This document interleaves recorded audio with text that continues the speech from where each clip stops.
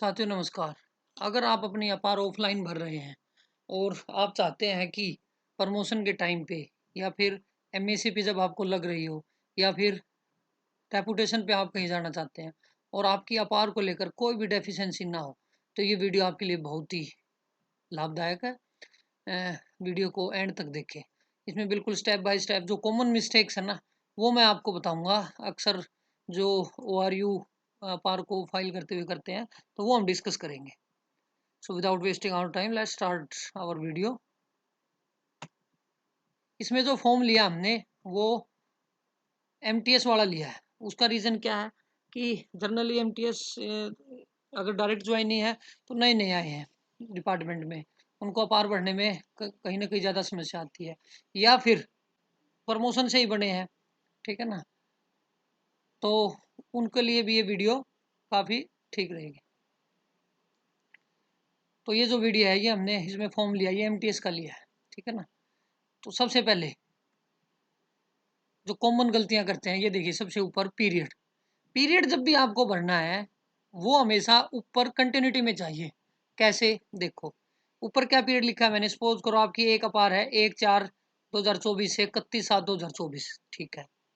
अगली अपार आपकी यहाँ होनी चाहिए 1/8/2024 से 30/11/2024, और इससे अगली होनी चाहिए 1/12/2024 से 31/3/2025। मीन्स टाइम का ब्रेक नहीं होना चाहिए बिल्कुल भी। अक्सर गलतियां क्या होती है मैं आपको बता देता हूँ।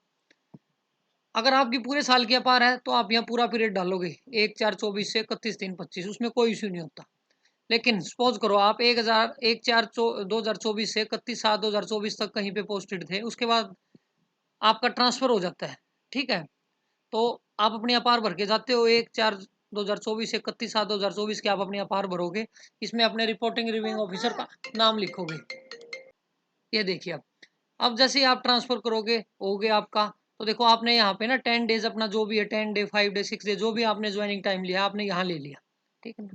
आप गलती क्या करते हो, यहाँ पे पीरियड फॉर विच अपार इज नॉट रिटर्न में लिख के 1/8/2024 से 11/8/2024 और यहाँ ऊपर डाल देते हो 12/8/2024 से।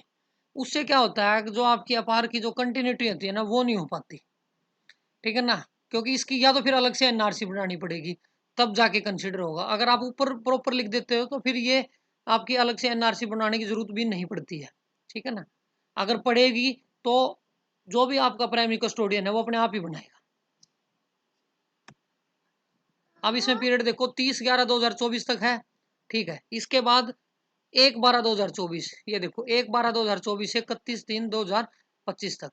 सपोज करो उस दिन तक आप किसी एक ऑफिसर के साथ अटैच थे, फिर आपका ट्रांसफर कर दिया फर्दर 11/12/2024 से 31/12/2024 तक किसी और के साथ। दोनों पीरियड के आपके लेस देन 90 डेज। फिर बता रहा हूँ गलतियां क्या करते हो आप। पहली, ऊपर क्या लिखते हो, 31/12 है ना, तो आप 1/1/2025 शुरू कर देते हो, ये सोच के कि हमने नीचे लिख दिया है। जो जिस पीरियड के लिए आप आर नहीं लिख रहे हैं वो नीचे लिख दिया है। देखो या तो प्राइमरी कस्टोडियन आपकी NRC बना दे उस पीरियड की, ठीक है ना। नहीं तो जब आप कहीं डेपुटेशन पे या प्रमोशन पे या फिर MSCP के लिए आप एलिजिबल होते हो तो फिर ये आपकी डेफिशिएंसी निकल के आती है।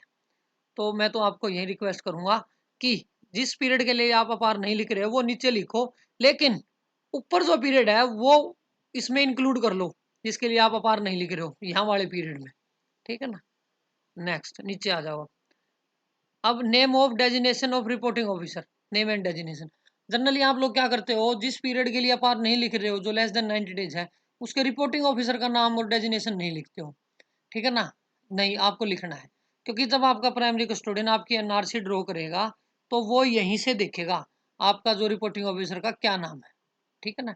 और साथ में आपको नेसेसरी डॉक्यूमेंट्स जो ये प्रूव कर सके भाई आप एलिजिबल हैं NRC ड्रॉ करने के लिए, मीन्स आपका ट्रांसफर एक्चुअल में हुआ था। जैसे कि आपकी ज्वाइनिंग रिपोर्ट होगी, ट्रांसफर ऑर्डर होगा, ठीक है, या फिर आपके ऑफिसर का अगर ट्रांसफर होता है तो हैंड ओवर टेकन ओवर, जो भी आपके पास डॉक्यूमेंट हो आपको साथ में जरूर एनक्लोज करना है। नेक्स्ट, ये देखो ये वाला पीरियड है 11/12/2024 से 31/12/2024। इसके लिए भी लेस देन 90 डेज है, लेकिन हमें हमारा जो भी ऑफिसर होगा उसका नाम डेजिनेशन यहाँ मेंशन करना होगा। अब देखो जो सीरियल नंबर 3 पे जो पीरियड है वो क्या है। सपोज करो ZDCIT है, तो DCIT विजिलेंस हेडक्वार्टर चंडीगढ़ जो भी अपने ऑफिसर है 1/3/25 से 31/3/25 90 डेज से ज़्यादा का पीरियड है। ठीक है, तो इसके लिए हमें अपार भरनी है। तो इसके लिए हमें क्या करना है, अपार भरनी है। 90 और 90 डेज से अगर ज़्यादा है तो अपार भरनी है। बट अगर लेस देन 90 डेज आप किसी ऑफिसर के साथ रहे हो तो वो पीरियड आपको अपने अपार में उस ऑफिसर का नाम डेजिग्नेशन मेंशन करना होगा। प्लस जो मैं आपको फिर से बता रहा हूँ, ऊपर जो पीरियड आप लिख रहे हो ना, ऊपर यहाँ पे, तो इस पीरियड को यहाँ ऊपर जो आप पीरियड लिखते हो सबसे ऊपर, performance appraisal report for the period from this to this, यहाँ पे इंक्लूड करके चलना है। ये गलतियां ना करें, अगर आप ये गलतियां करोगे तो डेफिशिएंसी निकले ही निकलेगी। उसके बाद बेसिक इन्फॉर्मेशन, तो यहाँ पे जब आप रिपोर्टिंग रिव्यू अथॉरिटी का नाम लिखोगे तो यहाँ पे आपको वही डालना है जो आपके एक्चुअल जिस पीरियड के लिए आप जो 90 डेज से ज़्यादा है वो बढ़ाई, रिपोर्टिंग रिव्यू अथॉरिटी का नाम लिख दो आप, इससे काम चल जाएगा। ठीक है ना। अगर आप लीव पे गए हैं तो लीव आप अपने यहाँ मेंशन कर सकते हो। अगर आप 15 दिन से ज़्यादा, अगर 16 दिन की छुट्टियाँ आपने ली हैं या आपके ऑफिसर ने ली हैं तो वो आप अपने रिपोर्टिंग पीरियड से माइनस करके देख सकते हो। ठीक है, इसके लिए हमने सेपरेट वीडियोज़ बनाई हुई है, वो आप वहाँ से देख लेना।